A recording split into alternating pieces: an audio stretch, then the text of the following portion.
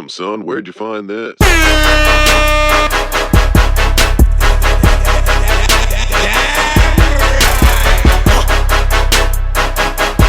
Damn, son, that's disgusting. What is up, everybody? We are here for episode 8 of the Damn Podcast. We had Split on this week. They're a band from, well, they put it Pennsylvania, but they have some Lancaster roots, some Philly roots. They are a hardcore band, self-proclaimed hard as fuck, which I've heard the tracks, and you will at the end of the podcast, so I definitely would have to agree. Anyway, we had Willie and Ian in to talk about the band. The other two members were a little busy. Without further ado, here is the Damn Podcast, episode 8, featuring Split. I'm here with Split. Hey. Hello? What do you guys consider, Lancaster or Philly or? Lancaster, probably. I would say like PA before anything. 'cause Pennsylvania it's based. three out of 4. Yeah. You're Eastern Pennsylvania based? I guess so, yeah. Two Lancaster, 1 Philly, 1 Baltimore. So Yeah. there's a little bit of a spread. Yeah, And that's I'm not even a Lancaster local. I'm from. I know, just what the outside of hell? Philly. I'm the only Lancasterian here. nice. Hey. How did you guys meet? Willie Blaze used to work at the Chameleon, Still kind of sort of do, but, Yeah. you know. and then I would play. I'm in like 8 other bands also. Oh, I nice. just play drums for anybody that needs somebody to play drums. I'll keep that in mind. That's not a whole exaggeration either. That's pretty Yeah. pretty accurate. I think when you met me, I was probably in like 7, and now it's down to 4, almost 5 if I end up playing bass for Adam. Oh, okay. Yeah. Okay. But yeah, I was going to a show one day, and you were doing the door, and you just pulled me aside. You're like, you trying to play some heavy ass shit.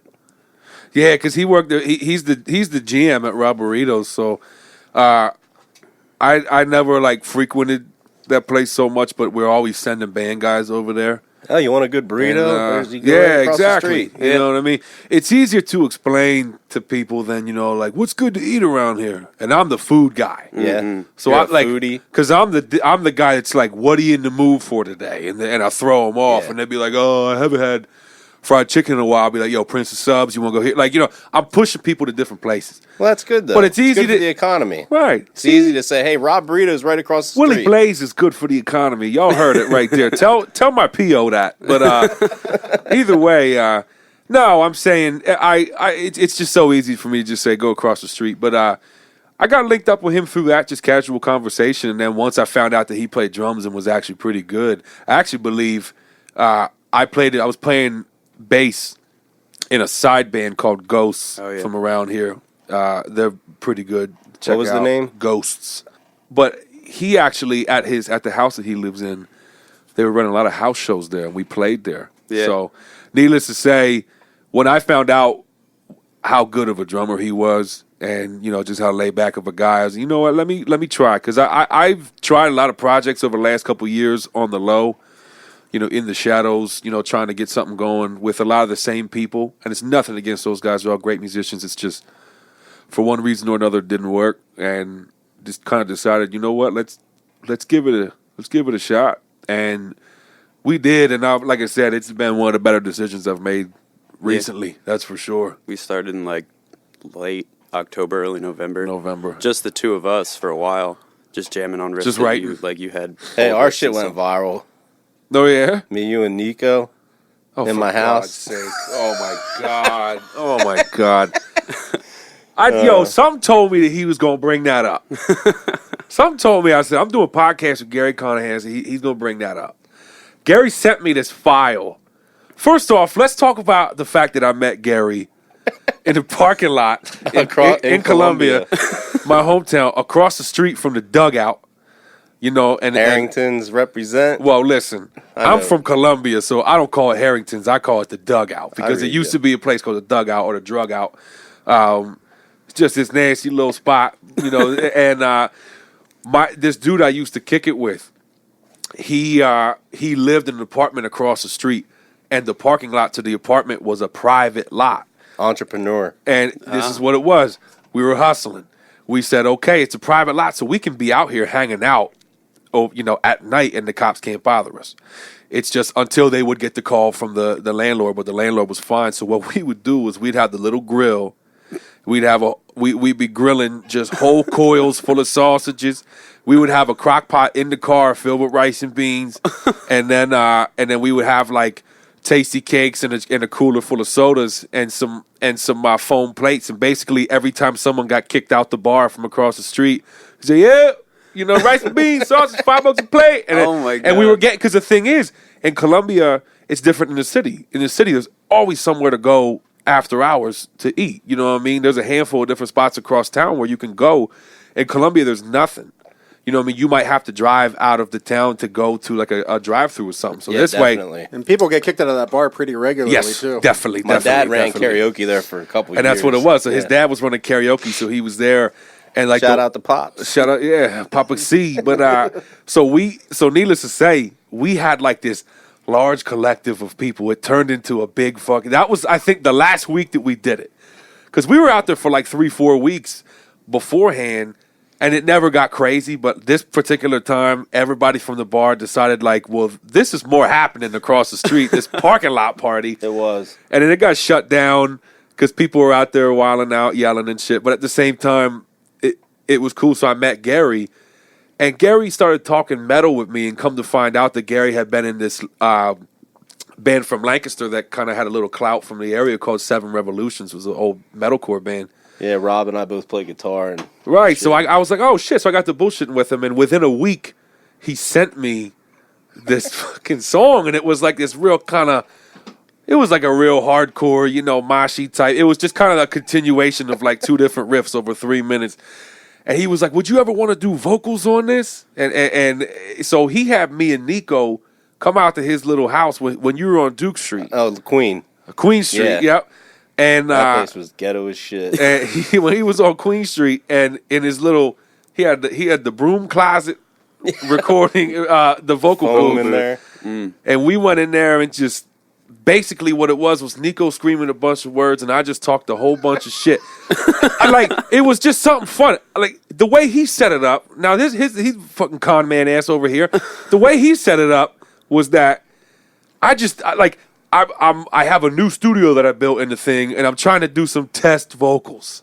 Like, I want to hear what vocals will sound like over this thing. So, of course, I go in there, and I'm just like, you know, I'm talking Acting a shit. fool, yeah. Willie Blaze in the building, you know what I mean? Yeah, layers on top. There was like 4 layers. You know, repeating. Pennsylvania Heart, like, I'm talking shit. It was awesome. It was Just fun. yelling. It was hilarious. I'm like, there was no intention. And then, like, over the course of, like, a year, I'm telling you, it went on for so long, over a year. Woo, woo, woo, you know, like, and that's what I'm saying. I sent it to like 2 or 3 people that I was trying to start a band with, and they and fucking 2 or shared 3 it with people, everybody. Oh 2 my or 3 God. people shared it, Yeah. sent it to a lot more people, Yeah. because I'm getting people who I don't even know. Like, up until I work at the Chameleon Club, this is like years later, and they're like, yeah, Gary Carnahan showed me this song. I'm like, get away from me. You know what I mean? I'm pretty sure I may or may not have kicked at least one person out. Oh my God. Yeah, the good old days. I could not contain that song. It went viral on its own. Oh, my I God. sent it to like 2 people, and it Just just went exploded. everywhere. We should have ran with it. We could have made some money. Dude, for real. Oh, my God. Pick it back up.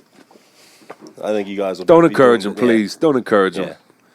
Because he'll be the guy to pull me aside after this podcast and be like, hey, listen, in the You want to do event, some test vocals? in the event the split doesn't work out, I have some test vocals that I Interesting need. side story. The mic that you guys Please. probably use to record the vocals Is the one I'm is the using right same- now. No, is the same one. Smells like Willie Blaze. I was gonna say. No, I sold Ricky my SM7B Are you serious? that we used from that. Yeah, so he technically had my monitor. Are you kidding me? Yeah, so it's probably the exact same mic. So you're trying to say that like I recorded Hot Dinner and all those hip hop tracks that, oh my God. Yep, Ricky's had that mic. I appreciate for years. that side story. Yeah. That makes me never want to use it again. Yeah, It's tainted. Go yeah. He's like, you got that SM7B? You want to sell it? I'm like, not really. If I learned one thing since I've had a studio, you never sell an SM7B. You just keep it. Oh, no, they no, don't no. lose value ever. No. It never No. drops in value. It only goes up. Because I paid like $350. I sold mine to Ricky for like 2 and change. This one I bought it $400. You know what I mean? They don't. They just, Yeah. yeah. You do not sell one of these. There's certain, like, I feel like Shure we're delving into like the gearhead nerd talk, but I feel like Shure is one of those, and I'm not even a PA gear nerd, but Yeah. Shure's one of those brands that's like What's an industry standard? it is. It's like a certain kind of food, or even like a band. Shure to me is like how Pantera is for me. It's like you just can't go wrong. It's consistently good. You Interesting understand what I side mean? story to that. Side story of We're a gonna side flip story. this. I like no, wait. this. All right. They used an SM58 Okay. to record Dimebag's guitar and Phil Anselmo's vocals, which is a Shure mic.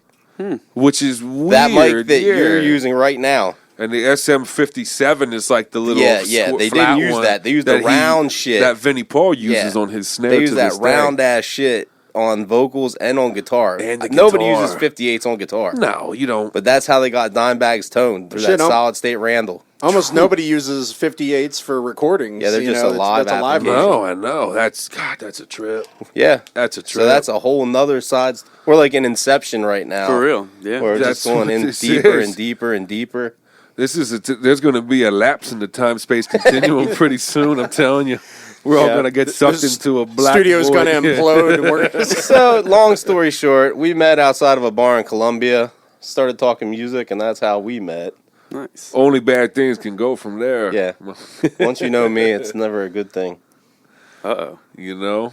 Next thing you know, I'm sharing shit music that we recorded in my fucking closet. Oh It man. goes viral, and he's embarrassed about it, and everybody thinks it's Listen. awesome. Yeah, they think it's awesome because it's fucking funny.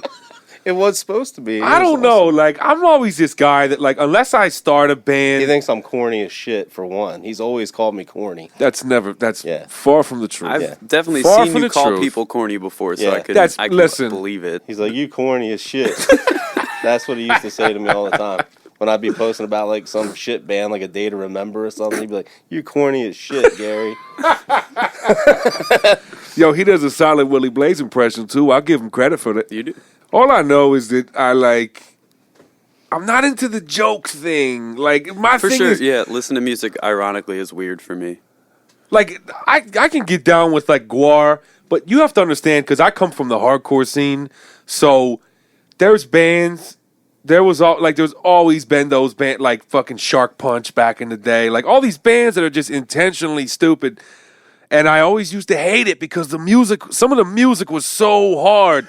Like, that's like that Bat Metal song that's like a viral video of Bat Metal, you know what I mean? It's like, it's I don't think I've heard that. like it's Batman? it's Yeah, the on Batman YouTube? one. Yeah, I saw that, it's yeah. it's hilarious. But the thing is, the music itself behind it is fucking awesome. It's hard as shit. Like baby metal. It's like Metalocalypse kind of. Yeah. Exactly. Yeah. That's the whole shtick. I It's love like the same Metalocalypse. people.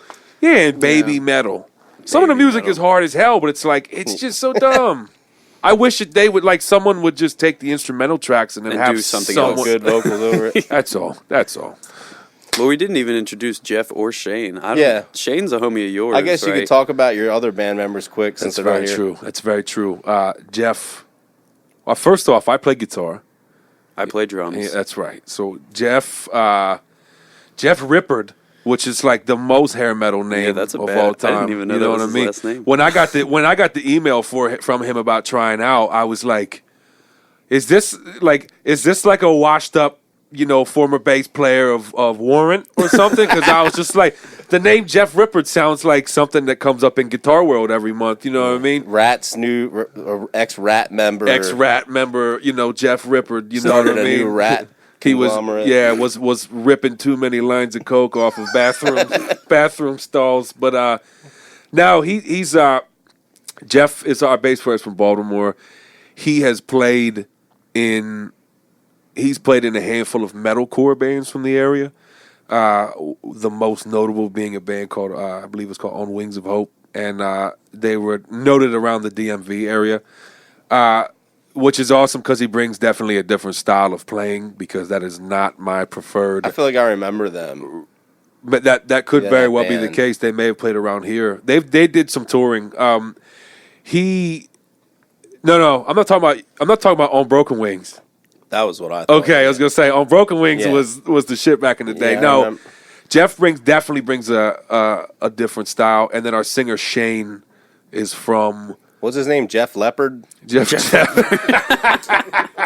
I'm gonna call him that from now on. No, his name's Jeff Rippard. Oh, no, I know. And, I had to put that out there. Right, no, I like that. Jeff Leppard. Jeff Leppard. He probably won't like it. No, he's gonna plays hate it. plays bass with one arm. Hey, but, you know what? If he was here right now, he could defend himself, but he's That's not. true. Absolutely, he's not here. But So, too bad. Shane, our singer, is he's been a very close friend of mine throughout the years through the PA hardcore scene. He's from Philly. He has been in a handful of bands from the area, myself, my enemy being one of them, and he is actually Marilyn Manson's wardrobe tech. That's his Wow. that's his day-to-day gig is Marilyn Manson's Well, wardrobe then you tech. guys should have so some connections off of that, I would hope. it's not so much what it. Put it this way, I would have wanted him to be in the band regardless of that. Yeah. So, and we actually, I've told him from the beginning, like, you know that you can just kind of let me handle the business stuff. We don't have to piggyback off of that. But it's definitely, he's definitely plugged it so far with some people, which is pretty cool. And that's the singer? That's the singer. Yeah.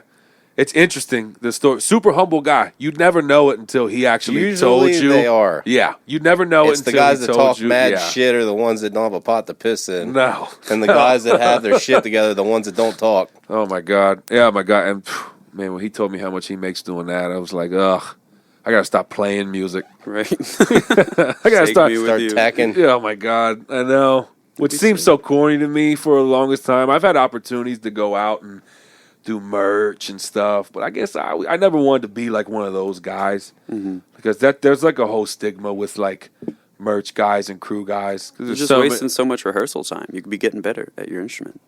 There you go. Yeah, I never wanted to be a merch guy either. No, it just My didn't- it aspirations didn't were always appeal. a little, just a step over that. You know, it just didn't appeal to me. But for him, it's perfect because Manson is actually,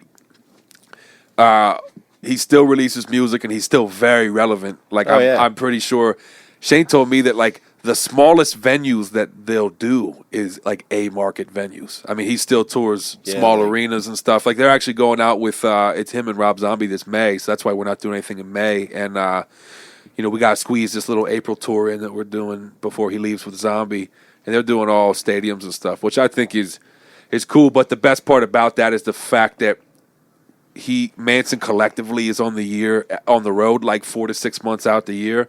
It still leaves us plenty of time because we are a touring band, so it leaves us plenty of time to like get our road time in and still have enough downtime to where we can have lives. Because I have a family, you know what I mean. Ian's got a good job. I mean, so- worst case scenario, you could just open for Manson and Rob Zombie. That would be sick. which would be As very fuck. cool. But They'd be like, wait, why is Rob Zombie playing drums for the band opening up for Rob Zombie? that's another thing for Exactly. those listening. Ian looks very much like a young. I just got to throw some dirt on my face. I have a couple picks up Oh, there you go. later. There you go. Rob Zombie and Stone Cold coming live on the damn podcast right now. What? All right, so how would you guys describe your music to the listeners? Every time I show it to my friends, I'm just like, yo, this is heavy as fuck. Just listen to it. It's badass. That phrase, heavy as shit Yeah. or heavy as fuck. AF. Yeah, it's just like, Right. Heavy Fucking- heavy as blank. You know what I mean? It's just it's one of those things Like- where you can't go wrong with it. Like I feel like that just it encompasses a pretty specific. yeah, like when you got Willie Blaze rocking on a fucking baritone Well, hey, and drop A. The first question I had was, is it like Nile? Or is it like death metal? Or what are you guys doing did, now? 'cause And then he asked I me. went right to, I wasn't sure, because I know he's into some pretty crazy shit. Absolutely. No, this is the best way I could describe it. Yeah, Ian hit the nail on the head. Heavy as shit. heavy as So that, but as far as to like to And it's got like just a reiterate little on bit that, of groove in it too, which it's is sick. definitely right. It's not a death metal band. What band do you sound exactly like? No, I'm just kidding. That's not a real question. Right. Like nobody. I hope nobody would ever be able to answer that. Yeah, unless We sound unless you're like a niche. Yeah. You sound exactly like a heavy version of Steve Winwood. Ooh, all right, there we don't go. think that'll Listen, no, that's what we were going It's like for. Rick Astley with breakdowns. If Peter Frampton smoked crystal meth. Yeah. That works. That's a good description. We gonna get that print on a T-shirt. Yo, listen. Get a heel talk box. I'm just gonna get a talk box and just talk all the shit. Peter Frampton on meth. Mm-hmm. Did you see Split yet? Yeah. It's like Peter Frampton on meth, yo. Crazy. And you On know meth, what? son. You know what our fans are gonna say? Who the fuck is Peter Frampton? Don't worry about it. Just go watch. It's the best way I could kind of do the brief thing is that it's, in a sense, it always will be a hardcore band. I don't think that I'm capable of playing in a band and not have hardcore be a part of it. But it is very much a metal band. It is very, very influenced by, and when I say new metal, I feel like that can go two ways. Because a lot of times when people think of new metal, they think Korn. of they think my thing was they think of the very, like right around the millennial shift, like the early 2000s, Oh, yeah. when Linkin Park came out and everything started to get very computerized. But if you look at like the bands from the 90s, like I said, Korn, like old like 40 Cold Chamber. 40 Below Summer, Cold Chamber, like all these bands, 40 Below Summer is still touring. and still I fucking saw sick. they're playing. They play up Like at in Reverb Reading, yeah. where I work. Yeah. Oh, you work at Reverb now? Yeah. I've been there since 2015. Shout out to Mark Cole. Oh, Shout out to Mark Cole. Shout out to Chris Mushmouth. You know, Mark all needs those to come guys. on here at some point. were you there when we did our reunion last year? I wasn't. No, he wasn't Oh, there okay. for that. Mark actually asked YNA to play that, and I said no. Nice. I said there's gonna be more people who care about Seven Revolutions than the kids, you know, because everyone who listened to YNA back at that time, because yeah, we had a fair amount of popularity, especially in this area, but at the same time, it's like all those kids are now in their 20s and or 30s and don't listen to that shit anymore, so they're not gonna go. You know what I mean? Seven Revolutions was different because you guys had a little. You always had a little bit of an older fan base to It was where like weird for they'll us still not being in support. Lancaster. Right. Like, it was a little off. It was, but the venue was like Yeah. pristine. Yeah, Reddit- I yeah, love that. yeah, I love Reverb's being great. there. But It's not even that far, too. No, but you know how people are. It's Right. like we Oh, always put the Chameleon was like our house. Yeah. Absolutely. No, and still should be some of a home. 40 Below Summer definitely plays, and they're sick. Funny story, as like a hardcore guy too, because and the whole point of what I was trying to get at was like in the 90s, new metal was like a lot of times it was a fucking half shot off of hardcore. Oh yeah. Because you listen to a lot of those old hardcore drums. bands, like Fury of Five is like, I mean, you could a person who doesn't know much about hardcore could call them a new metal band. Like all these bands, but the funniest thing is like all these bands were kind of like side by side with each other. And when 40 Below Summer came to Reverb last, and I saw, you know, someone told me through the grapevine that the guitar player of that band or one of the guys in 40 Below Summer is also in E-Town Concrete. I was like, Oh, shit. Oh my God. I was like, that further proved my point. So when I say with this band, it's definitely a hardcore band, but it definitely has that old new metal sound. It's very raw, very unpolished. It's heavy. It's one of the heavier things that I've ever done. And if you like banging your head and beating people up to music, you know what I mean? Not that I probably should. Sorry, PO. I don't think my PO would Not like promoting if I'm promoting violence. But wanna see if the you kids like, right? I'm not gonna dance. Yeah. listen. For legal purposes, I'm not Quotes. so much promoting it or encouraging it, but I'm saying there's a fair chance that people will beat each other up to this music, and that's exactly what it is. As owner of this podcast, I recommend that people do beat the shit out of each other while they go to see that band. Hey. Thank you. I will not I confirm can, or deny. yes, I can put that out there. So I'm not encouraging people to hurt other people, but go out there and get some rage out. You know, Have a great do time. it there. Punch Metal me in the people are the face. happiest people in the world. There's like a study about that where people that listen to like death yeah. metal and metal Oh, yeah. are way happier than regular Oh, yeah. pop They get listening the- people. they You get their all your aggression rage out, yeah. Exactly. You have an outlet. Yeah. Yeah, you go You know what I rage mean? out for a couple hours, feel better, The sweat funny, it out, you know what the funny thing is that spin you kick a dude. right in the fucking teeth. And then at the end of the song, just be like, yo, that was sick as That's fuck. what, and that's you know what? That's usually what happens. And my lady is like, I mean, I told you, you know, my lady, like the whole thing was when we got together, like if it wasn't R&B or Spanish music, she don't know it. Yeah, So when you try and introduce someone who has zero knowledge of not just hardcore, of heavy music in general, to like show like what this thing you're a part of is, the only thing you can do is actually show it to them themselves. So I actually said to her, I said, look, the only way I'm gonna be able to explain is if you see it. So I took her to Philly and we went and saw Harm's Way and Twitching Tongues. at the Voltage Lounge in Philly, and that was like a fucking culture shock for her. But the best part was, now I put her in a safe place. Well, yeah. But the best part was, not only did I see her vibing out the whole time, but when we left, she was like, I would like to do that again. And because her big thing was she understood. She was like, I might not understand the music so much, you know, I might not get some of the shit, but she says, like, the energy of just seeing what to her probably looked like a riot.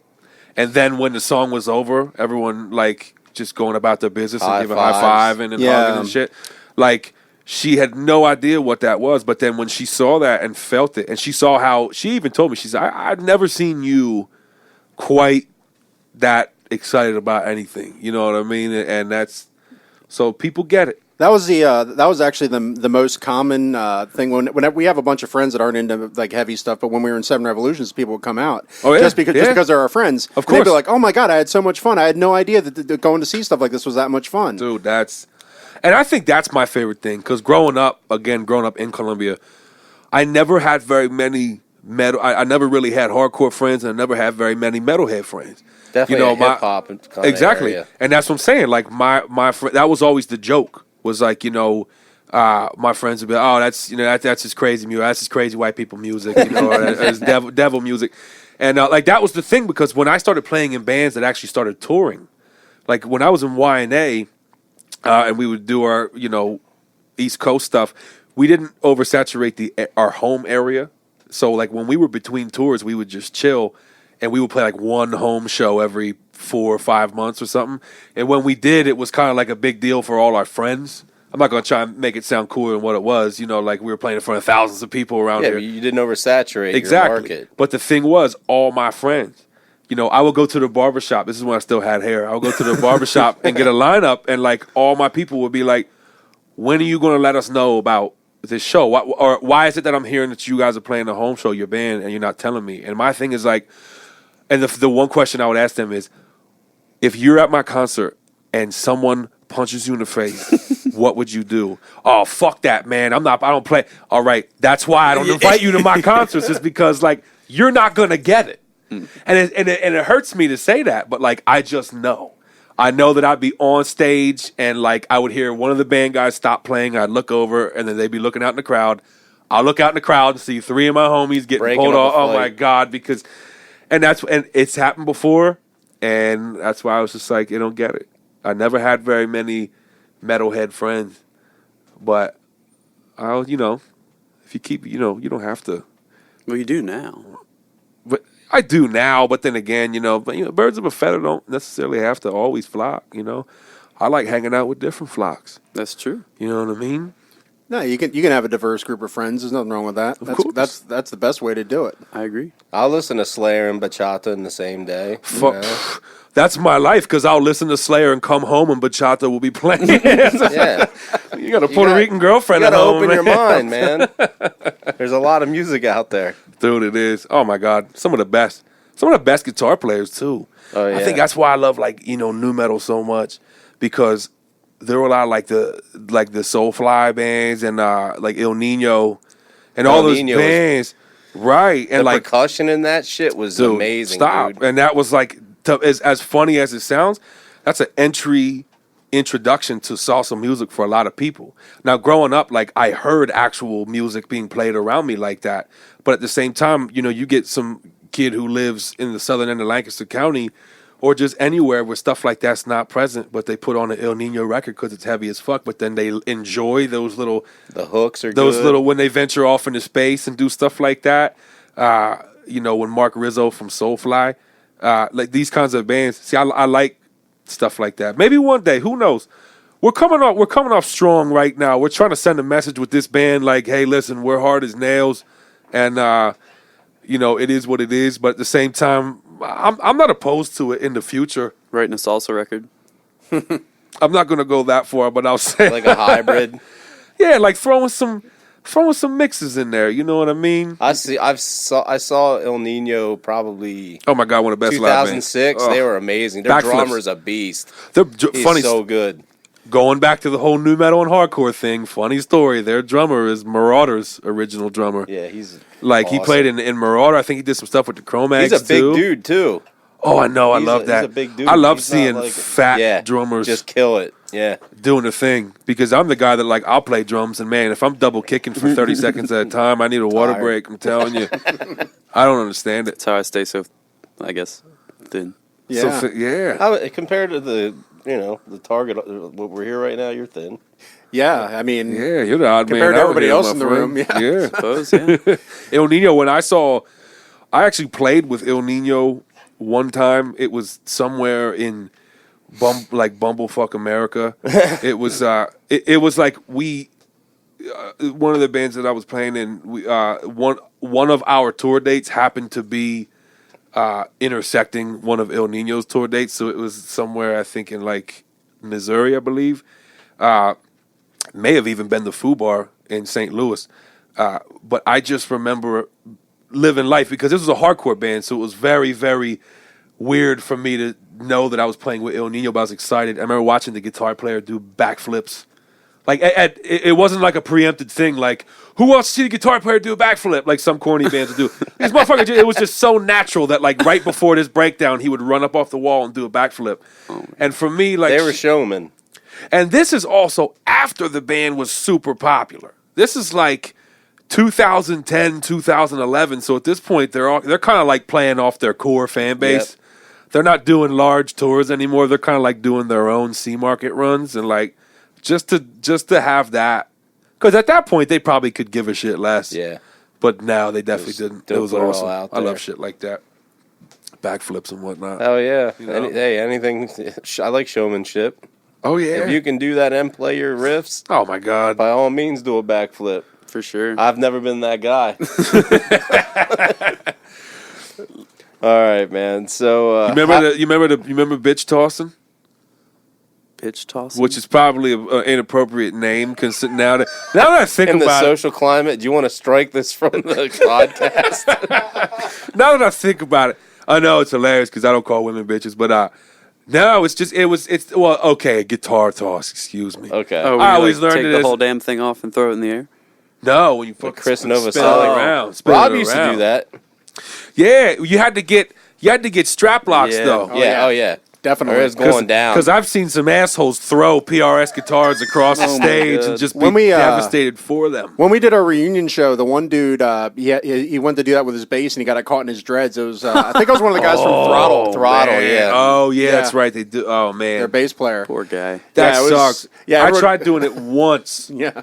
I tried doing it once back in YNA. I would do it more often later in YNA, but when I played in YNA for whatever crazy reason, because there was nothing complex about that band, I played my guitar really high. Tech Which style. which is probably hard for you to imagine because you're used to seeing me play Yeah. at normal Hetfield. length. Yeah. Like James Hetfield. and Dude, shit. I remember trying to do it, and I was so hype. It was the last song. You hit yourself We right in just the played face. the last breakdown, and everyone was all like, yeah, thank you, good night. We're doing that last ring out. And I was like, real cool. I did my little jumps, and I went, and I got about this far. And I just banged my collarbone. It was like, "Ding," right there, right away. And I could have sworn, like, I played it off like nobody's seen it, but I know good and damn well there was everybody in the front row saw, because I saw little girls laughing. Oh man. That's always the worst. You know Yeah. what I mean? Rob did it when we played with ABR for St. Patty's Day the one year. Oh, at yeah? the Chameleon. Yeah, I think that was the only time I did it actually, but it was just Right at the end of the It was set. nuts though because it was packed that show because every ABR show was packed. But Oh yeah. Yeah, it was like 2006 or some shit. yeah, it was all the way back to the merch booth, shoulder to shoulder. It was nuts. It that was so definitely cool. the best show I ever played. Oh yeah. Yeah, by far. Enough about that. All right, so how did you guys come up with your band name? That was Shane. Yeah, that was Shane. We were teetering between a couple different things, and that was a hard thing because It's the hardest part of being in a For real. band. People fuck don't writing realize that. music. Fuck Oh this. my Fuck God. that. Fuck getting band members. Coming up with a name that is gonna work, not already be a fucking band, and be one word nonetheless. oh my is god, really hard. People man. don't realize that, and it's like, and here's the thing: there's a lot of dumb ass band names. I was in a band, like the first band I ever did anything notable with was called Your Nightmare Awaits. I remember Whack, one. Yeah. whack. You know what I mean? Like I know firsthand what it's like to play in a band with a whack name, and I see so many of them, and so we wanted to kind of make a conscious effort without seeming too pretentious. So But also, too, here's the thing, as Ian mentioned, is that it was just he and I for the first initial writing process. For like and then, a couple months. Yeah, so we started kind of progressively adding people. So we really wanted to wait. Like, I remember him saying that the one time. He wanted to wait till we got the full lineup because we want to consider everybody's input. Just because we best way to do it. were the primary songwriters for this, demo. But we did that, and we tossed some different ideas around. And there's one I really love. There's an eclectic mix of the one that you liked. Well, don't give it out because you should save it. Oh, true that. In case if you start a new band. Yeah. Good call. Or we could use it for a song title too, which would be true. which is a fucking sick name. Or you could could do the really cool thing, and you could use it as a band name and a song name and an album the record name, yeah, and wear your own band shirt on stage. All right. Well, actually, that's also far from cool. In a different band I was in, I did all but wear the shirt. Yeah, never. Biggest taboo. I've never. Yeah. I currently and never have owned a single shirt of any band that I've ever played in.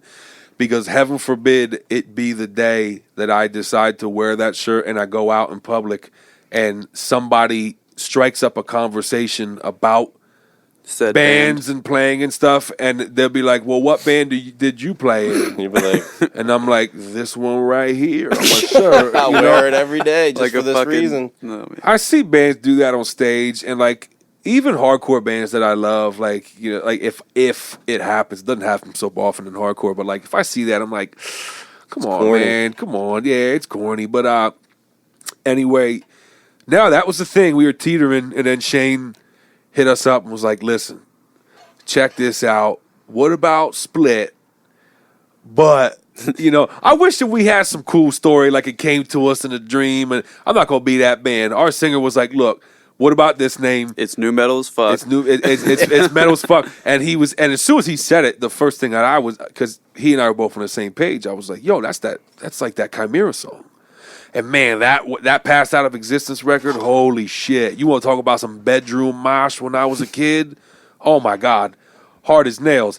Funny story about hardcore and new metal. Talking to Chimera's guitar player at somewhere in America, same situation. Talking about like this guy used to play in, because they're from Cleveland, and Cleveland's a huge hardcore scene. It's like One Life Crew and all those bands.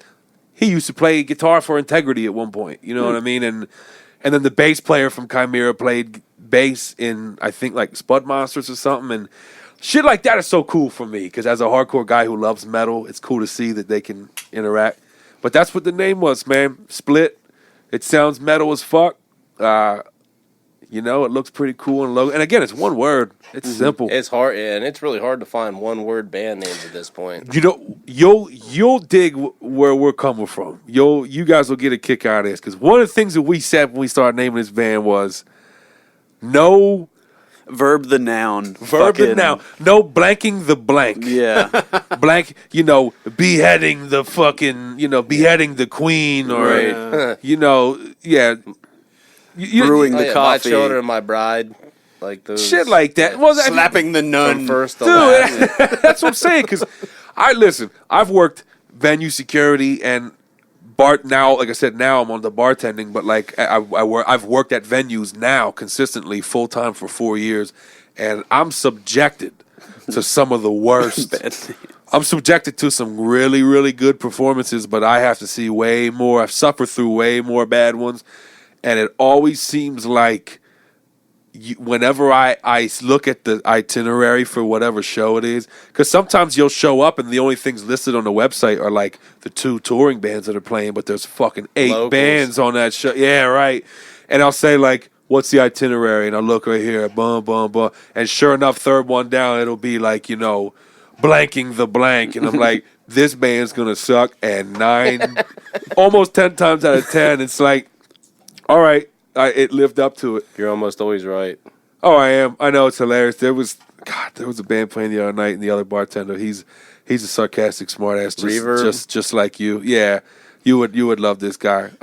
He says to me, he leans in while this band's playing. I didn't think they were all that awful, but they definitely weren't something I'll go on my way to listen to. And he says, this band to me is the embodiment of, yeah, we'll sell tickets to play that show. And I'm like, oh my God. And he hit the nail on the head. That was all it took back in the day. There was some bands It's that played the still all Chameleon. it takes. It was If you just sell- about. That's it. There was bands that were awful, but they'd sell 200 tickets because they were like fresh out of high school. Back in our day, Yeah. when we started, like, you had to be good. Like, if you played like at a venue like the Chameleon or something like that, like, you never had to worry about going to a show to see a low to mid-level touring band and have to worry about being suffered through any bad bands because you had to be good. You know, they actually, like, because back in the day, it was, you had to send a fucking press kit to venues, you know, to get played. And they actually had to listen to some of your stuff. But now the thing is, you know, you just have to sell tickets. Yeah. And some of the and the funny thing is, you know, it's marketing because some of the worst bands and the worst artists, and let me reiterate on that because it might not work for me, but it'll work for someone else. I feel bad saying the worst, but in my opinion, some of the lousiest musicians and artists, you know, are some of the best ticket Marketing sellers. guys. Oh, yeah, because it seems these are that also way. these are also the guys that feel like that's what you have to do to play shows. They don't realize that DIY still exists. You know what I mean? And that you don't have to sell tickets to play shows. But that's what it was. But you're right, it was way different back in the day. Oh yeah, and back in the day, they would put on shows where like we played with, I think it was with Zayo, and it was like. It was like This or the Apocalypse. Was that at the Legion? Century? No, it was at the Chameleon. Yeah. Like they wouldn't just try to get one good band per show, like one good local. They put like a ton of really good local bands on like every show. That's a stacked lineup too. Yeah, because at that Century time was it was. real Century popular was back on in the there, day. yeah. Yeah, man.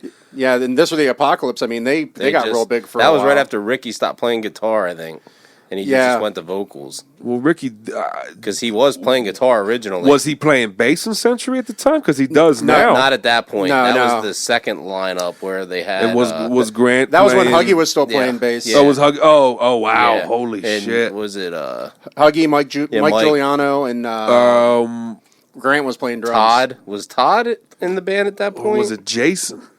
I'm trying to remember. Either way. Either way, yeah. It was like the touring formation where they first, Okay, But yeah, it was definitely when Huggy was in the band. I remember that one of the first Yeah. couple records. Yeah, that show. I think it was the one where Mike actually blew up his amp, and we had to pull ours out of the case and bring it back out for him because Oh, that's right. one of the amps got screwed up, and we had because Zale was such a crazy. You yeah. know they got back together, right? Yeah. They were nice as yeah, shit. they were too. cool guys. Oh, They yeah. were so cool to talk to whenever we played that show. Well, they were in like the first wave of Christian metalcore bands. So like most of those guys were all pretty like what you would think a Christian band Well, would that be shit was like. confusing. Yeah, And then I see Haste today, and they're like, "Fuck." I'm like, "What the hell is going on?" I thought they were a Christian band. They're Like, saying- oh, shit, we they forgot, Said fuck you know? like 10 times during this set.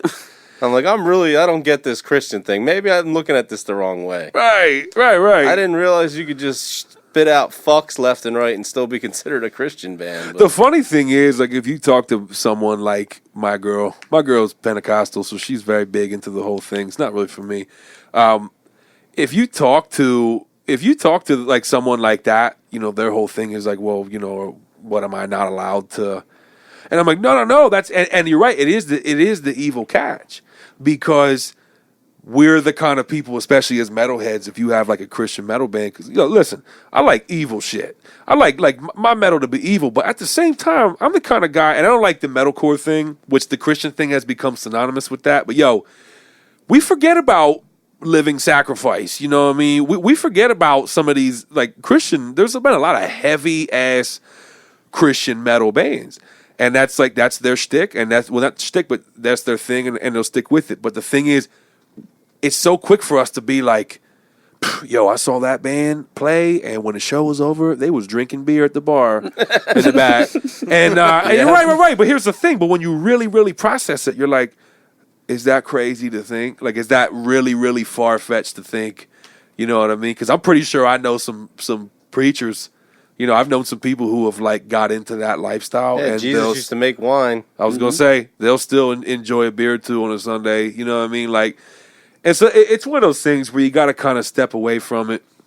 Now, excessive cursing and Well, then, like, yeah, that's what was confusing fucking to me. groupies Yeah. on the road, because Yeah. I've seen that firsthand. You know, with Trying to pay somebody to kill your wife. Oh yeah. oh my god, You know, they were the biggest metalcore Christian band ever. and that was such a cool band. He's out too. now. I know. I heard he's out. Yeah, he just Was that recently? Yeah, they didn't even say he got. They didn't even talk about it right away. Like he was out for like a month or two before anybody caught wind. He got paroled out. He's hiding out. He's already getting married again. Apparently, it's like wow. Plotting. Man, she better. She's got a tremendous amount of faith in that guy. Man. That's. I'm telling you. Even Charles Manson can get a wife, Oh my God, you hear about that? Yeah, that's crazy. OJ always had women even after he got off of the Nicole thing. That's true. Listen, man, it's women is crazy. Yeah. Just kidding. Once again, social climate.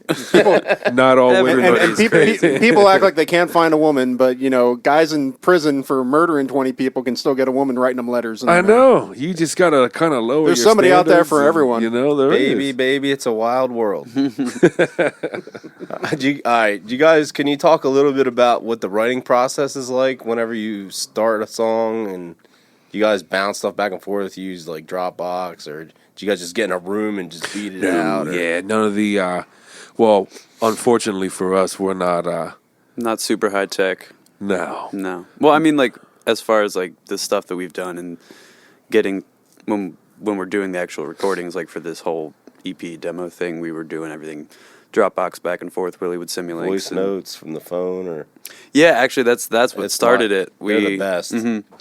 We were bouncing between two different spaces, like my space that I have at the Chameleon, and then I remember MySpace. But we would just play up in the space and kind of get together for a day and hash a song out, and then once we got to the end of it, he's like, "All right, we're about to leave. You trying to do this one more time, get it all the way down." Then he was. I think I'm not opposed to the idea. Maybe in the future, because you never know. With Shane doing the Manson thing, and with me having a family, and I have like business ventures in the works, which is going to allow me to continue being in a touring band. I'm not opposed to the idea that like if scheduling issues conflict, that to be able to have access to a computer system where I could just write and record a bunch of ideas and program drums and send it to people and they say yay or nay. But I also, because I'm not like the pretentious guy that I'm like, no, it has to be natural and hashed out. Everyone be there. No slate drums. If that were the case, we wouldn't have even gotten started because it was just the two of us. Yeah, you don't always like. It's not always that easy for everybody. Not that it's the same thing, but Rob and I are in a 3-piece band now, and it's like a rock grunge kind of thing. Yeah. And we recorded the same song like 10 fucking times already because you record it. We record it like 10 times. Sorry. Keep going. That's all right. No, you just record it like 10 times. You start out. Because I have a studio, so basically we'll lay everything down, fucking record it, do it once. Yeah, that's cool. Then, we're going to do it for real next time. And then we don't do it for real next time. We do it again. Right. You know what I mean? Because it's like you have too many options. Mm-hmm. Right. So okay. Well, see, for me, it's like... That's a fair point. And that's something that I never would have known because I don't... I have a fucking Roland V-drum kit out here. Mm-hmm. You can literally come and bang out a whole song in 2 minutes. Yeah. Have it already sounding pretty good.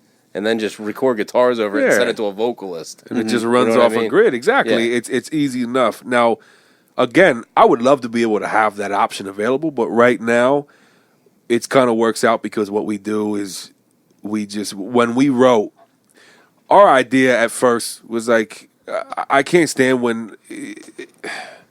I feel like for our kind of music, I don't want to say bands, when bands do this, because with certain kinds of music, it might make sense. With our kind of music... When you talk about heavy music, my experience in this game, and, I don't have much to show for it, but I will say that I've been able to do some pretty cool stuff with music as far as touring and different things. What I know of this is that when you get a group of guys together, you write enough material for a set, you track a demo or an EP or whatever, and then you just start booking. You just hit the road. You know what I mean? If you're a local band, you start booking local shows. If you're a band with the intention on touring, you book tours. That's what I know. So from the beginning, we kind of said, let's, when myself and this guy get together, especially with the bass player, Jeff, we could have had 15 songs by now filtered through. Exactly. But why would we be the band that off the jump we drop a full length on somebody? So our intentions was, let's come up with 4 really, really solid, heavy songs. Let's take our time. You know, we don't have to churn out a song of practice. You know what I mean? And that's Although we pretty much did. yeah. God, it was awesome. We're not putting that pressure on yourself either. So No, it's great. There's no time frame, limit, and that's what it was. And it's so I love it. It's very natural. And the great thing too is that, believe it or not, Ian is a tried and true. I say, he might disagree, but I know for a fact, before anything else, he is a metalhead. Yeah. No questions. But at the same time, he's never played in a metal band. I play in a 9-piece funk band. Nice. Seriously. No, everything that he does currently or has done before has always been either, alt rock, funk, even venturing into the jam type stuff. So just a little bit. I would have never guessed. So either way, like, the point is, he brings a whole different approach. Sometimes I actually have to tell him, like, yo, you can ramp it up a little bit. Because I think that he's been so used to having played in the pocket certain things, you know what I mean? Like, listen, it's okay to throw that accent symbol there. It's okay to fucking, to go crazy on the kick drum for that part. What would Lars do? Well, listen. I reference Lars a lot when playing drums because I say, do the Lars part right there. Dude. His taste is amazing when he just throws that symbol for no fucking reason at that one spot, and you're like, why the fuck would he throw that in? Yeah, and the then splash symbol halfway through the genius. measure. It was fucking genius. Because when you see his face, when he stands up in the drum kit and does it, and sticks his tongue out, you're like, all right, I get it. Yeah. You know what I mean? So that's what the whole thing with Ian is, and that's why I love writing with him, is because I got so used to writing with a lot of the same people that I've worked with before, which, again, it worked as far as the stuff that we wrote. But to come with a whole different perspective, he's very in the pocket. He's not a traditional metal drummer, so to be able to play, to hear some of the stuff, because I'm so very inclined that when I write a guitar riff, I hear everything orchestrated in my mind. I'm sure you guys do the same thing, especially with you being a recording engineer, both of you guys. I'm sure that when you write a guitar riff already in your mind, you're thinking, this is the bass line, this is the drum. I'm like that too. So it's cool for me when he plays something kind of off center from what I was thinking. I always let them go. I always let the drummer go first. Exactly. And then if I don't like where it's going after an hour, I'll be like, man, maybe we could try this. Right, try because a little bit you don't want to be the asshole to say, look, I wrote the riff and this is what you play. Exactly. And it's always good to hear other cool ideas. Mm-hmm. Absolutely, because you may have come with something that I never would have thought to do, because I am, at the end of the day, I'm not a drummer.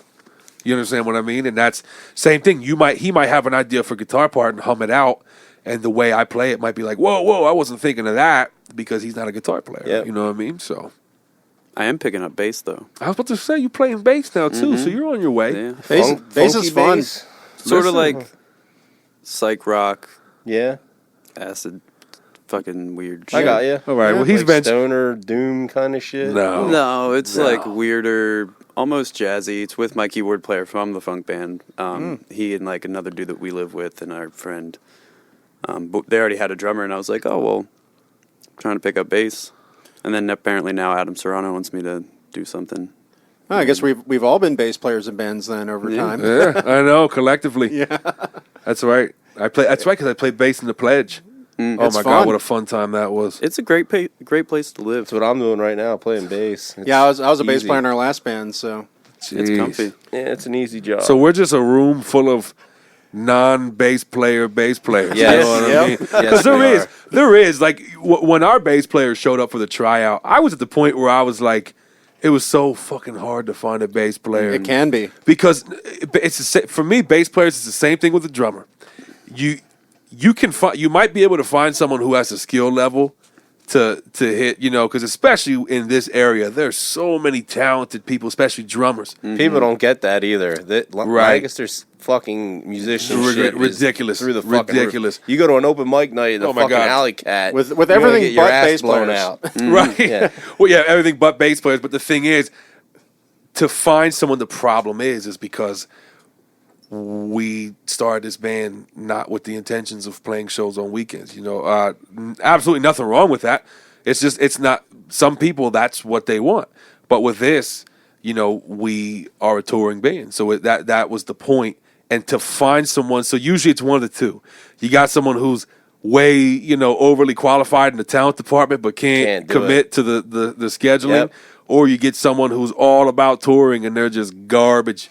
and that's what it is. And we can't have that. So we scoured like for 2 straight months trying to find, because the guy who we had in the beginning, shout out Joey Keller, Bone Ship Studios. Great dude. Just a lot of family stuff going on. You know what I mean? So and he has his own art business too. So it was one of those things where nobody was upset when he said, hey, listen, I got to fall back. But it really did put us in a predicament where we're like, we got to find someone. So needless to say, when we found Jeff, because we were thinking we were going to get like some overly excited guitar player who was just like, yeah, I'll play bass. I just want to tour. Yeah. Which I'm fine with that. You know what I mean? Whatever, because I've done the same thing. So when this guy Jeff shows up, and not only is he like have the most solid gear, which is, I mean, that was a requirement from the beginning. But needless to say, when the guy shows up with his Warwick, his Warwick 5, and it was the Peanut from 311 spec, nice. And like this dude's like his whole thing is like, what's a pick? Yeah, and he's a bass player, a real bass player. player. Real bass player, and that's the point of what I'm saying here. Real bass player. There is a huge difference between for sure.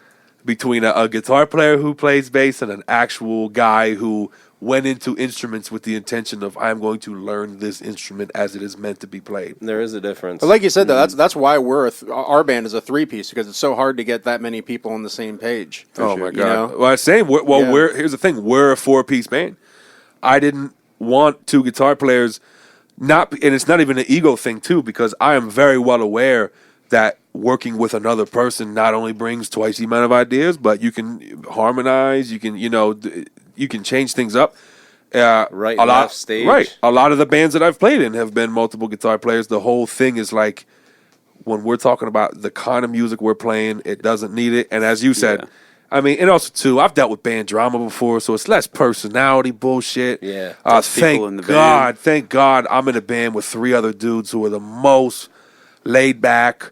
Like, hey, listen, go with the flow thing. But yeah, I couldn't fathom. Yeah, and rehearsal scheduling with 5-6 people is a nightmare. Oh, yeah. This guy plays in a band with 9 people. Yeah. Half of them are all in college as well, and they're also in like all the ensembles in college. Right now, we've been off rehearsal for a week because they have a fucking musical they're all doing. Our bass clarinet player's conducting it. Our saxophone player's the lead role.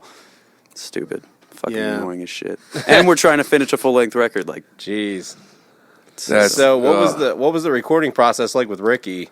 Oh, easy as balls. Easy as hell. We fucking flew through that too, which is awesome. Because I know what it's like to go in places for a week at a time and you're there all day and just meticulously, I went up there, did drums, and we tracked all. We tracked all the drums at Rock Mill Studios. Rock Mill Industries. I apologize. Shouts out. They also do screen printing. Yep. They shout got out. Fucking real cool Logan setup out there. Yep. Shout out to Logan at Rock Mill up in Mechanicsburg. Incredible setup and an incredible operation that they have going on there between their recording operation and their screen printing thing. It's very. Because I'm actually getting back into doing screen printing myself. Nice. Oh, yeah? Yeah, I used to do it for a job for like 5 years. That's right, I do. We're going to have to talk about that then, too. Because there's nobody, I mean, there's Lighthouse in Lancaster. There's a couple places, but there's a handful. I'm thinking about doing more like smaller runs for bands that don't have a huge budget. Perfect. So you need, you need a dozen shirts for a show. Yeah, a lot of like the corporate type places who are minimums. They're not. The places like that. They're more focused on like the sports teams and the companies who are printing out 300 such and such insurance company picnic 2017 thing. Yep. It's all cool. That's where the bread and butter is at. But then again, you have a lot of potential business as far as the musicians out here, bands. Right? Who we actually have some. We have some merch coming in. We'll have merch available April 1st when we release the band. Not to plug April it, but 1st. That's what you're here for, and that's what it is. So this first little run of tour dates that we're doing in April, you'll be able to get that. But the point is, it's so nice to be able to go to someone who not only plays in the band, but his clientele for the most part is bands, to where, you know, if you want a wacky order, like, yeah, we're going to do an order of 50 of this shirt and do 25 and 25 of the design. If you talk to those places, they'll look at you and laugh because they're like, no. You know what I mean? Yeah, they got a minimum requirement, like, of this many shirts. Right. And, you know, I'm thinking, like, you got a punk band comes in to me on a Thursday with cash and is like, hey, dude, I got a show tomorrow night. Can you give me a dozen shirts? You know, stuff like that. Yeah. Where it's like, not everybody has $500 laying around to print 5 dozen, you know. This is very 3 refreshing. shirts. Very refreshing to hear. So I'm hoping that More people need to be in a business like that. Yeah. Well, I figure between recording, podcasting, being in my band, and doing some shirts on the side, if I throw everything together, at some point I'm going to be able to walk away from my day job. That's right, And and I'm that's not the talking goal. getting rich. I'm just talking No. making enough to live, you know? To live, That's all I want. and that's the point. That's the point of that. And I had, like I said, the place I was working at, dude, we were doing like Nike, Polo, Ralph Lauren, Old Navy. Big stuff, big contracts. Yeah, big shit. So it's like I still have those contacts of people that I If used you ever want want to fall back, yeah. bring somebody in to help out. Sure. So. If you're ever having a struggle month Yeah. where it's getting down to the nitty Or if I gritty, just having trouble getting designs to work out right, I Sure. bring in a ringer that I used to work with and help me set this machine up quick. a ringer, You know what I mean?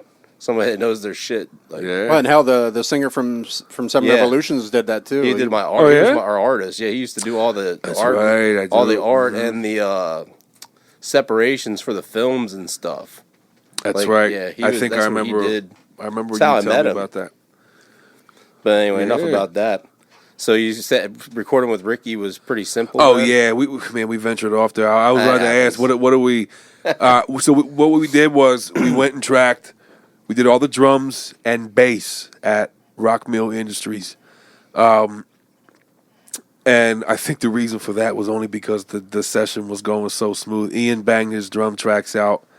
I've never seen a room full of actual musicians, actual touring musicians, get so excited to see someone recording while they were recording. Like Ian is in the live room playing while I'm doing scratch guitar over top with him live. Yep. And these guys were tripping because he was, you know, even if the parts that we're playing are not over the top complex, because I'm sure these guys are so used to working with these fucking metalcore bands where it's like, you know, 18,000 tom hits in between everything. But the thing is, what you don't realize is, for recording's sake, they're not hitting that stuff, and they have to go over and over and over and punch and Quantize everything quantize, after beat it's detective, done. all that Yep. stuff. So to see someone probably for the first time in their situation in a while who's actually able to nail stuff like one take. You know your shit. Yeah, You they come were. in, Yeah, they were. record You know, your an shit. actual musician. They were I tripping. can play to a metronome. Yeah, pretty yeah. tight. I love that. That's my favorite So thing. needless to You'd be, say, well, you might not yeah. be surprised by how many people who can't. Oh, use yeah. it. No, I 100% believe that, and I've seen it myself. So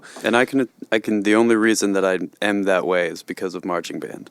Yeah, That's oh awesome, yeah, yeah. that's right. You know, when you get theory and everything, it's something that I kind of regret never having done was learn the theory and different things like Yeah. that. I feel like it would I'm have with you benefited on me. that. Yeah, I totally agree on that. Right. I don't know if I'm going to start because Yeah. I don't really think I need it at this point, but I feel like it could have benefited me. I feel like a But- lot of it is in my brain, Oh, yeah. regardless Oh, of yeah. knowing why I know it. Yeah. It's Yeah, like- you- Programmed at You this know point something's time. in key. You don't know what key it's in, but you can tell that it Yeah, is. Exactly. so you can tell if something fits or not. That's that's a good observation. True. Yeah, well, you do. We You just don't probably understand why. know Yeah, more, or but we what. might not know the titles or the Yes. names of what we're Yeah, doing. because you but have really good ears. I appreciate that. Yeah, they're they're nice. beautiful ears. They're proportioned right, Yeah, with your head, symmetrical, they look great. right. They I hear can't see well. them now with the headphones on, but I'm sure they're great. So we did that. We banged the bass out right there. I did all. Did you like I guys said, mic or DI bass? we did DI bass. DI bass. I'm a classic. I'm a classic. You know, good tube amp through a good cab and a I do live room both. guy. I know. I understand the benefits and the perks of going DI with guitar and bass. Because you have then the availability to put any kind of presets And and for whatnot on editing. it too, and for editing. It's so much right. easier to edit guitar with a DI to look at. You're right. You're absolutely The right. transient spikes. You So- look at a guitar wave, it's just like a sausage. No. listen. I'm not. I put it this way. I have a working relationship with Ricky Armolino as far as recording goes, to the point where whatever he suggests, I will always try. even if it doesn't work right away, I will never knock an idea that he has because I know that there is a method to his madness. Dude, he spent a lot of time with Taylor Larson, and that guy is a fucking beast. He was, I'm a huge fan of Taylor. He was explaining to us on the way up, actually, we all rode together on the way up to the first tracking, and he was telling me that name, and I guess the guy's like synonymous in the metalcore world, which is probably why I'm not familiar. He's from Maryland. Okay, yeah. Like Bethesda. I drive through it all the time, but I can't pronounce it. But anyway, he's from Bethesda. And anyway, he has a studio that was called Oceanic. I don't know what the fuck it's called now. But anyway, he did like a lot of like Darkest Hour from first to last, Periphery. Yeah. Okay. So, these are Darkest Hour I love, but these are all the bands that he was kind of listing that stuff off too. He's like one of these guys that he has a sound, and he only uses he doesn't like samples at all. Like he literally does everything with outboard gear. Like a lot of like metal guys, he sells samples of his own stuff, but he straight up is like if he has a Neve, it's got to be from like the 70s. Like he's not all about new gear. I always see him buying like old vintage, like that's pretty. Yeah, that's pretty cool, man. That's like pretty. A lot cool. of people can't afford that shit. No, man, and it's like he spends a ton of. Ricky was trying. He was trying to explain to us, and this is another reason why I respect Ricky so much. Yeah, because he's the man. He was explaining to us about this guy, and he said that this guy is at the point where, he has a niche sound. He has his own particular sound because if you listen to a number of the bands he's done, they have a consistent sound among them, and it's all good in as far as quality wise, and and it's kind of like like Carson and Grant have their sound. Exactly. It's like a chef. Yep. Any good chef will have a technique and a preparation. Did you hear the Jason Richardson shit? What's now? The guitarist. He's like a guitar virtuoso. No. Him and Luke Holland did an album. Yeah, Ricky worked on it a little bit, I think.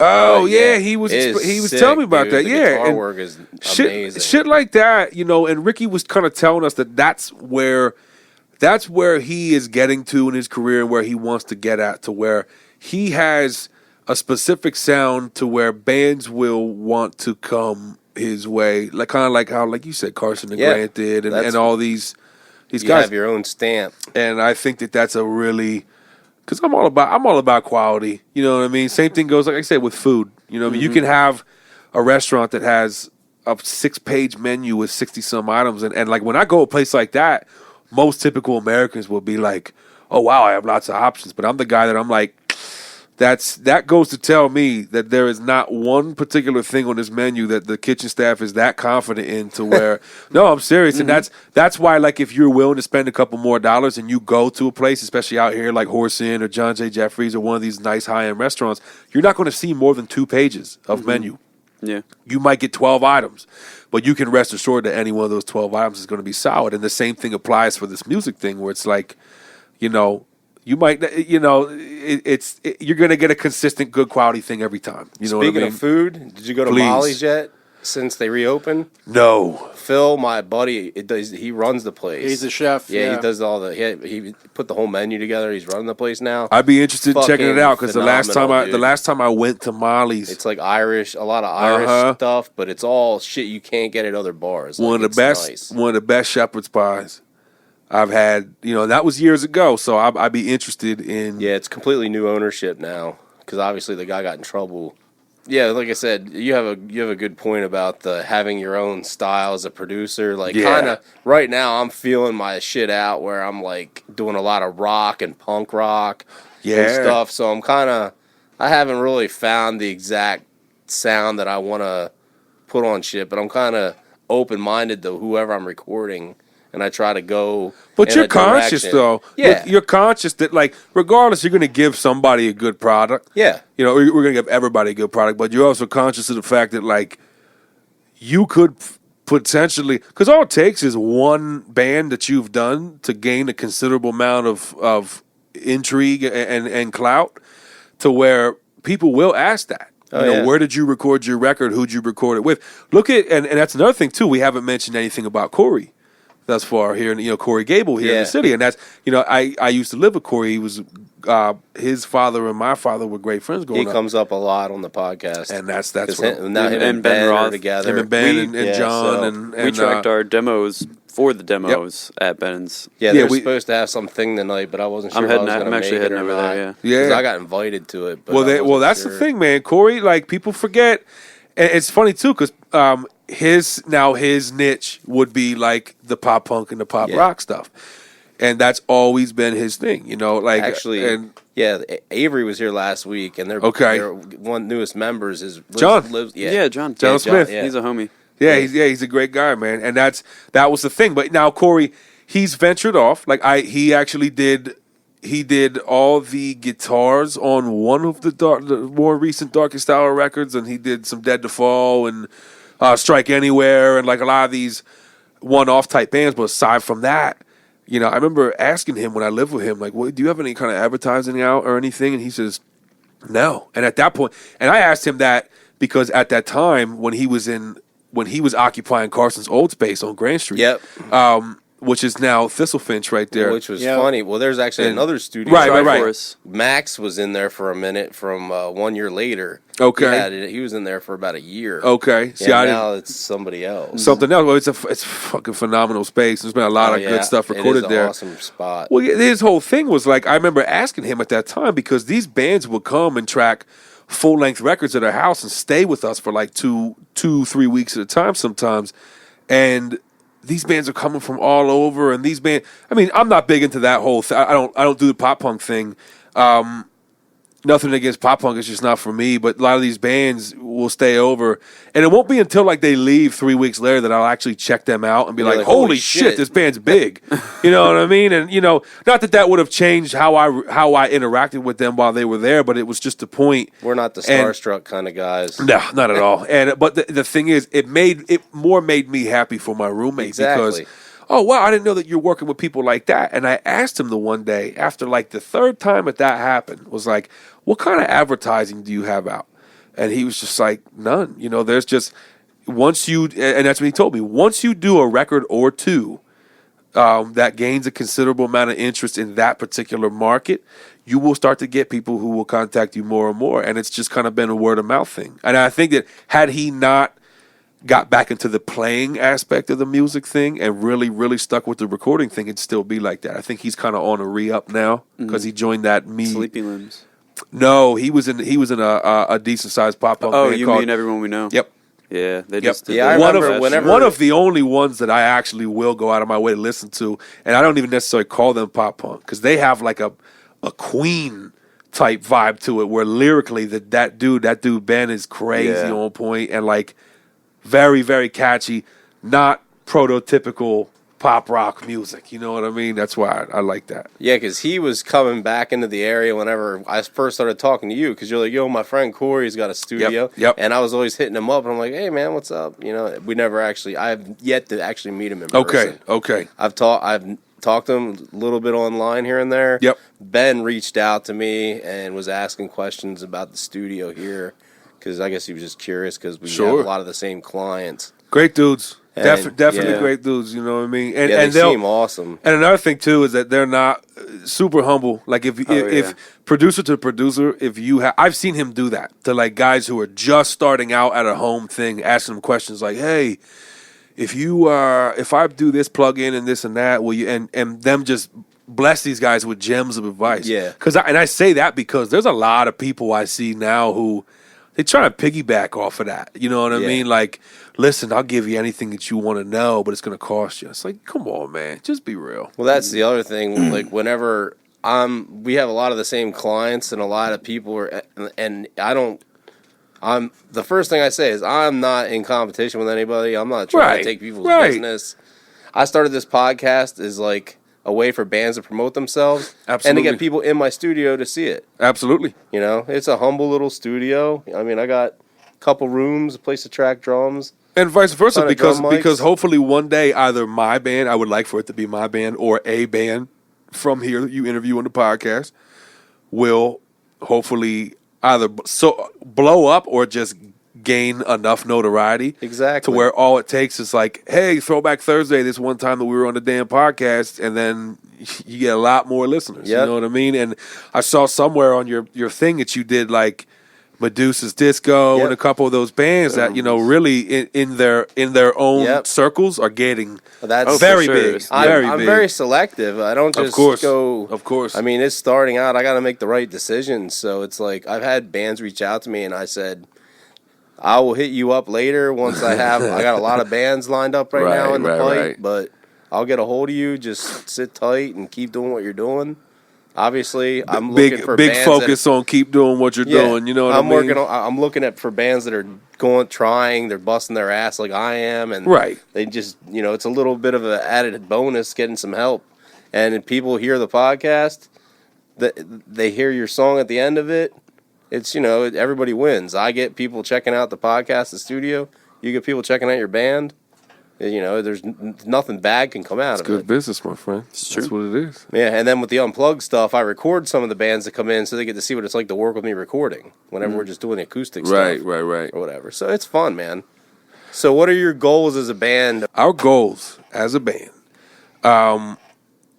I really like playing drums, so I'm probably gonna play some drums. The short, narrowed down version is tour the world and play heavy ass music. Get punched in the face. Get punched, while people punch each other in the face for it. Maybe punch a few. Damn it! See, I can't say stuff like that anymore. Sorry, probation officer. Regardless, I will. Punch people. I will be watching people punch each other, and I will not be engaging in said punching.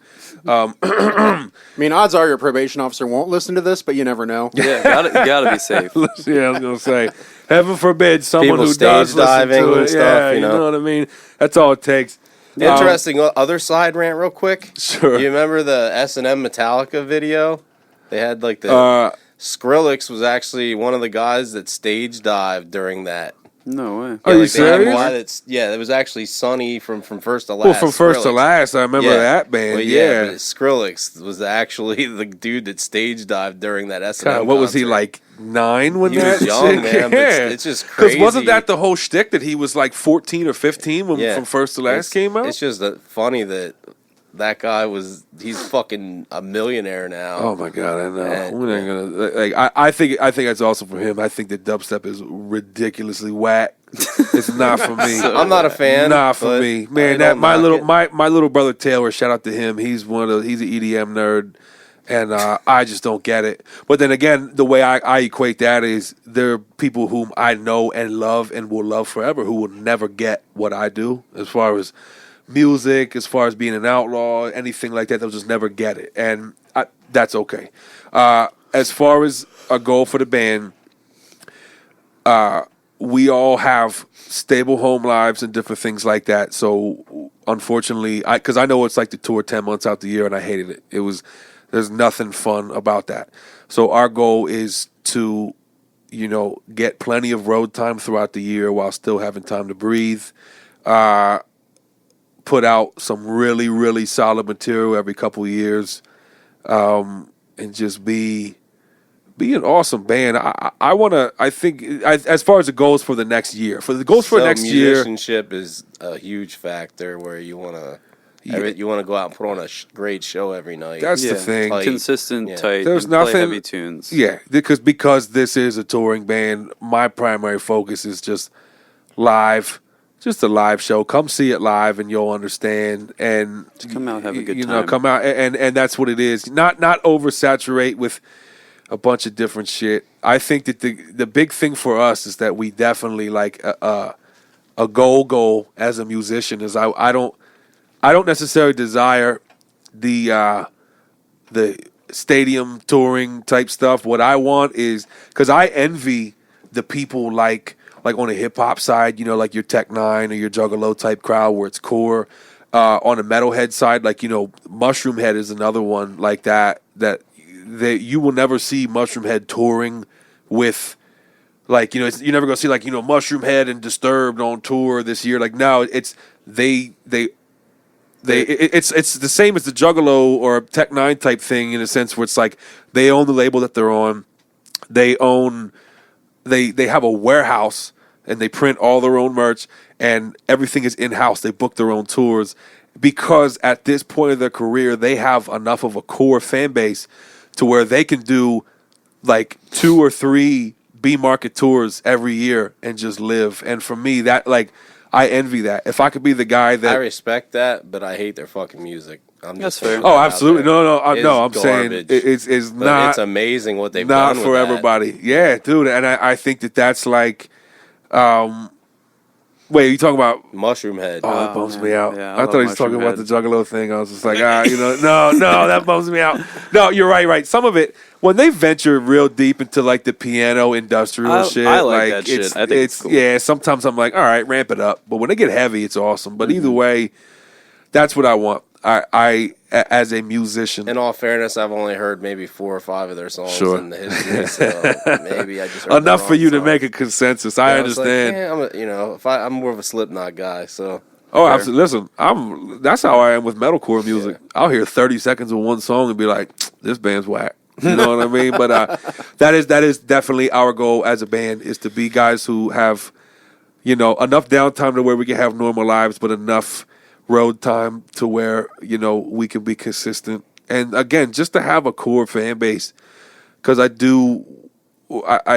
don't want potential fans to feel like fans. I really idolize these metal bands like a Seven Dust type thing who are they have never dropped in relevancy. Like they never went they way plateaued up, and they just stayed right. They 20 years consistent, and these dudes are like, there's these big bands like that where like they will never charge fans money for a meet and greet. Like they'll do like a radio because it's too much for them to meet 1,200 people in one night. Oh yeah, There's not enough time in the night to do that between travel time. But like they'll do a fucking radio poll. First 20 winners get some meet and greet. First 50 winners, because they still want to be able to have that connection with fans, but they don't want to charge people money to meet them because they're not rock stars. And for me, like I want that. Yeah, When we saw Seven Dust, the singer actually walked around in the bar before the show. yeah. He just was hanging out with everybody. Yo, Lejean, Yeah, that was would be his sick. name? one of the best live bands you'll ever see, and like one of the coolest dudes ever. Interesting Oh my God. side story again. You're the second person to sit in that chair with dreads. Oh, word. That's tight. One of the other guy's dreads went down to his ankles. Sloppy. who Yeah, was it? right. So step your fucking game up, Ian. Hey, You're the Aaron. second. You know Aaron Gross? He's in Felipe Pupo. Pupo. We had them on. Name Pupo? sounds He works familiar. at I like that. Tate Towers, I think, or something. He's like one of those dudes. So But check his this out, dreads are Ian. outrageous. So you're not only you the second one with dreads. His dreads are longer, and he's got a better job than you. Yeah, I'm a piece Share of it. shit. You fucking get out. Not- Matter of fact, get out and go find him, and he can be our new drummer. How about That's So that? he plays bass, so Never mind. yeah, it's not gonna work. You're rehired, Sick. but Rehired. just know that I'm always going to hang him over your head. That's fair. All right, guys. Well, it was great having you on the damn podcast. Oh, it was great And to be here. hopefully next time we'll get the whole band on for your next album or something when you Oh come in yeah. after you're Oh back. yeah. and That'd be sick. Get your Anytime you want us back, man. We'll Yeah, be here. dude, This for is sure. great. Well, I hope you all enjoyed episode 8 of the damn podcast. We've been busting our ass to make sure that we put together a quality product for you that you can enjoy. I have to say, the listenership's been going up every week. I could not be happier with the process and how everything's been going. Thank you all so much for listening. And we're going to send you out here with a song called Power off of Split's new EP that they just dropped. Produced by Ricky Armelino. And if you know who Ricky is, you know this is going to rock. So thanks for listening to The Damn Podcast. See you next week.